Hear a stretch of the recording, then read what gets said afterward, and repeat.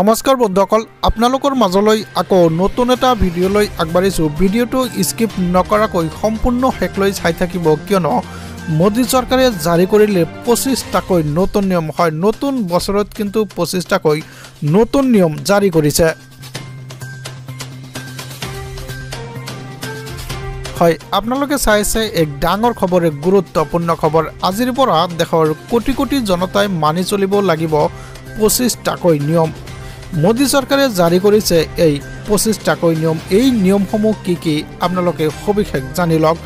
আজিৰ পৰা ration card থকাসকলৰ বাবে KYC বাধ্যতামূলক কৰিছে।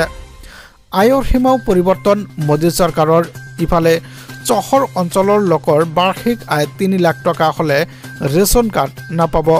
সমান্তৰালভাৱে গ্ৰাম অঞ্চলৰ বাসিন্দাৰ বাৰ্ষিক আয় 2 লাখতকৈ বেছি হ'ব নোৱাৰিব।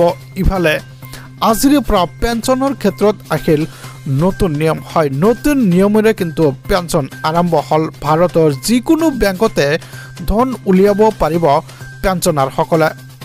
UPI লেনদেনৰ সীমাও 5,000 টকাৰ পৰা 10,000 টকালৈকে বৃদ্ধি কৰিছে মোদী চৰকাৰে।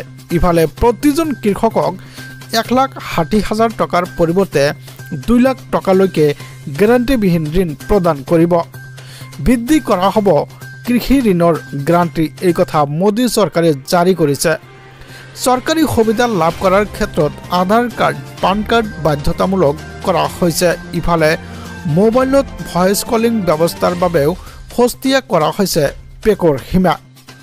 ইফালে আজিৰে পৰা ব্যক্তিগত আৰু বাণিজ্যিক বাহনৰ দাম বৃদ্ধি কৰা হৈছে। Maruti Suzuki, Mercedes Benz, BMW, Audi, Hyundai, মহিন্দ্ৰাৰ দৰে গাড়ী কোম্পানীয়ে নিজৰ গাড়ীৰ দাম বৃদ্ধি কৰিছে বুলি ইতিমধ্যে মোদী চৰকাৰক জনাইছে। পুৰণি এণ্ড্ৰইড মোবাইল ফোন ব্যৱহাৰকাৰীয়ে ব্যৱহাৰ কৰিব নোৱাৰিব হোৱাটছআপ, ফেচবুক আৰু ইনষ্টাগ্ৰাম। ইফালে ইয়াত স্যামছুং, LG, ছনী, HTC আৰু মটৰলাৰ দৰে ব্ৰেণ্ড মডেল অন্তৰ্ভুক্ত কৰা হৈছে। সমান্তৰালভাৱে ইয়াত আছে স্যামছুং, LG, ছনী, HTC আৰু মটৰলাৰ দৰে ব্ৰেণ্ড মডেলৰ মোবাইল অন্তৰ্ভুক্ত কৰা হৈছে। 5ম শ্ৰেণীৰ পৰা 8ম শ্ৰেণীলৈকে অনুত্তীৰ্ণ হ'ব শিক্ষাৰ্থী। ইফালে পূৰ্বতে অনুত্তীৰ্ণ নোহোৱা নিয়ম প্ৰযোজ্য আছিল বুলি উল্লেখ কৰিছে। 16 বছৰ অনুৰ্ধৰ শিক্ষাৰ্থীয়ে কোচিং চেণ্টাৰত নামভৰ্তি কৰিব নোৱাৰিব বুলিও এই প্ৰতিবেদনত জানিবলৈ পোৱা গৈছে। ভাৰততে অধ্যয়ন কৰি ছাত্ৰ ছাত্ৰীয়ে ল'ব পাৰিব বিশ্ববিদ্যালয়ৰ ডিগ্ৰী। সমান্তৰালভাৱে আজিৰে পৰা স্বাস্থ্য বীমাৰ ক্ষেত্ৰতো নিয়ম সলনি কৰিছে মোদী চৰকাৰে। শ্বেয়াৰ বজাৰত বিনিয়োগৰ ক্ষেত্ৰতো নতুন নিয়ম প্ৰযোজ্য কৰিছে মোদী চৰকাৰে। ইফালে ক্ৰেডিট কাৰ্ডৰ সুদৰ হাৰ বৃদ্ধি আজিৰে পৰা কৰা হৈছে বুলি উল্লেখ কৰিছে। বেংকৰ লেনদেনৰ সময়সীমা পুৱা 9 বজাৰ পৰা সন্ধিয়া 5 বজালৈ সলনি কৰা হৈছে। ইফালে বিদেশ ভ্ৰমণৰ পাছপৰ্ট আৰু ভিছাৰ ক্ষেত্ৰতো কিন্তু নতুন নিয়ম প্ৰযোজ্য কৰা হৈছে। আজিৰে পৰা হ্ৰাস পাব ৰন্ধন গেছৰ মূল্য। হয়, ৰন্ধন গেছৰ মূল্য কিন্তু হ্ৰাস পাব। 19 কেজি ওজনৰ বাণিজ্যিক চিলিণ্ডাৰৰ মূল্য 14.5 টকালৈকে হ্ৰাস পাইছে। প্ৰধানমন্ত্ৰী শস্য বীমা আঁচনিত আবণ্টন বৃদ্ধিৰ সিদ্ধান্ত মোদী চৰকাৰৰ। হয়, আপোনালোকে চাইছে এক ডাঙৰ খবৰ, এক গুৰুত্বপূৰ্ণ খবৰ। শ্বপিং মল আৰু চিনেমা হলৰ পপকৰ্ণত 18% GST।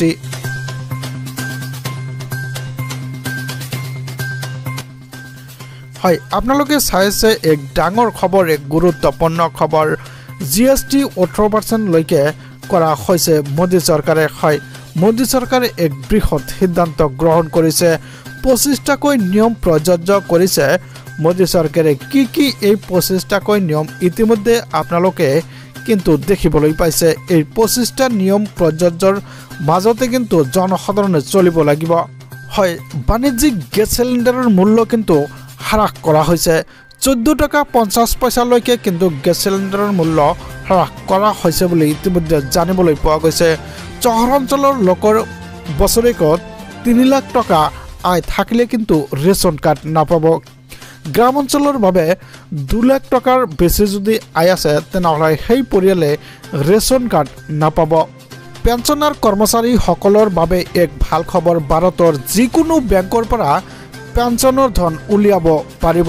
ইফালে UPI লেনদেনৰ সীমা 5,000 টকাৰ পৰিৱৰ্তে কিন্তু মোদী চৰকাৰে বৰ্তমান 10,000 টকালৈকে কৰিছে। প্ৰতিজন কৃষকে আগতে 1,60,000 টকা লোন পাইছিল, এতিয়া কৃষকৰ সেই ঋণ 2 লাখ টকালৈকে উন্নতিকৰণ কৰিছে। চৰকাৰী সুবিধা লাভ কৰাৰ ক্ষেত্ৰত আধাৰ কাৰ্ড পান কাৰ্ড বাধ্যতামূলক কৰা হ'ব বুলি মোদী চৰকাৰে ইতিমধ্যে জনাইছে। মোবাইল ভয়েচ কলিঙৰ ব্যৱস্থা সস্তীয়া কৰা হ'ব বুলি ইতিমধ্যে এই প্ৰতিবেদনৰ জৰিয়তে জানিবলৈ পোৱা গৈছে। আজিৰ পৰা ব্যক্তিগত বাণিজ্যিক বাহনৰ দাম বৃদ্ধি। তো ভিউয়াৰ্স, ভিডিঅ'টো ভাল পালে চেনেলটো ছাবস্ক্ৰাইব কৰি দিব, ভিডিঅ'টোত লাইক কমেণ্টছ কৰিবলৈ নাপাহৰিব। ধন্যবাদ।